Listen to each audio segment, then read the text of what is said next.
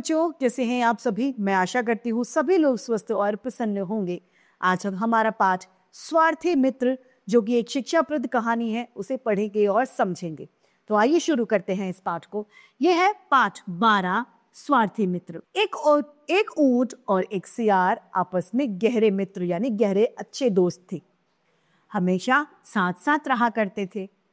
एक दिन उन्होंने नदी के पार जाकर खेत में से तरबूजे खाने का विचार बनाया। यानी अब उन्होंने सोचा कि खेत में जाकर तरबूज भर पेट खाएंगे। लेकिन नदी गहरी थी और सियार में इतनी दूर तक तैरने की हिम्मत यानी साहस नहीं था कि वो इतनी दूर तक तैर पाए। और ऊंट ने इसका भी उपाय तलाश लिया, यानी इसका भी उपाय ऊंट ने निकाल लिया। उसने सियार को अपनी पीठ पर बिठाया और नदी पार कर ली। वे दोनों रात के समय खेतों में घुस गए और मजे से खरबूजे खाने लग गए। अभी आधी रात बीत चुकी थी और खेतों के रखवाले गहरी नींद में सो रहे थे। यानी खेत वाले को पता ही नहीं था कि ऊंट और सियार उनके तरबूज खा रहे हैं।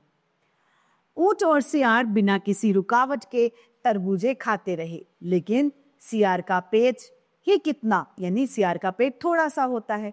थोड़ी ही देर में उस सियार का पेट भर गया। ऊंट का पेट भरा नहीं था। पहले तो सियार थोड़ी देर तक प्रतीक्षा यानी इंतजार करता रहा, लेकिन बड़ी देर तक जब ऊंट का पेट नहीं भरा और वह खाता ही गया तो सियार को बोरियत होने लगी। यानी अब वो ऊब गया था। बोरियत यानी ऊब होने लगी। वह बोला, मित्र, बड़ी देर से मेरा मन हुआ करने के लिए कर रहा है, यानी मेरा मन बोलने के लिए कर रहा है। तुम तो जानते ही हो कि खाने के बाद मैं हमेशा हुआ करता हूं। इस पर ऊंट ने बोला, क्या कह रहे हो मित्र? अभी तो मेरा पेट आधा भी नहीं भरा। तुम्हारी आवाज सुनकर अगर रखवाले आ गए तो बहुत मार पड़ेगी और मैं भूखा भी रह जाऊंगा। मगर सियार ने ऊंट की बात नहीं मानी। वही हुआ जो होना था। सियार की आवाज सुनकर रखवाले दौड़ आए। सियार तो झाड़ियों में छुप गया, लेकिन ऊंट वहां कहाँ छुपता, क्योंकि ऊंट बड़ा होता है, उसे छुपने की जगह नहीं मिली। ऊंट को बहुत मार पड़ी। मुश्किल से जान बचाकर वो नदी के तट पर आया। जंगल को लौटते समय दोनों ने पहले की तरह नदी पार करने की योजना बनाई। सियार ऊंट की पीठ पर बैठ गया, मगर जब बीच की धार में पहुंचा तो ऊंट ने कहा, मेरा मन लेटने के लिए कर रहा है। सियार के लाख गिड़गिड़ाने पर भी ऊंट नहीं माना और गहरे पानी में गोता लगाने लग गया।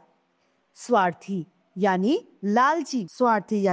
मतलबी और लालची जो सियार था वह वहीं डूब गया। इस कहानी से हमें शिक्षा मिलती है कि हमें जैसा लोग हमारे साथ व्यवहार करते हैं वैसा ही व्यवहार हमें भी करना चाहिए। तो इसी के साथ ये पाठ समाप्त होता है और उम्मीद करती हूँ सभी को ये समझ में आया होगा।